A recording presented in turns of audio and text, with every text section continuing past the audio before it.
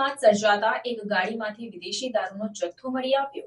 આણંદ તાલુકામાં આવેલ કુંજરાવ રાસનોલ રોડ પર થ્રી વ્હીલર ટેમ્પો સાથે સ્વિફ્ટ કાર અથડાતા કારમાંથી વિદેશી દારૂ મળી આવ્યો, ત્યારે ત્યાં જોવા આવેલા લોકોને આણંદ જિલ્લાની હપ્તાખોર પોલીસ દ્વારા ભગાડવાનો પ્રયાસ કરવામાં આવ્યો।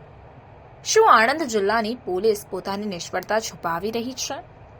શું આણંદ જિલ્લા પોલીસે પકડેલો માલ પૂરેપૂરો બતાવશે કે પછી તેમાંથી કટિંગ કરી નાખશે?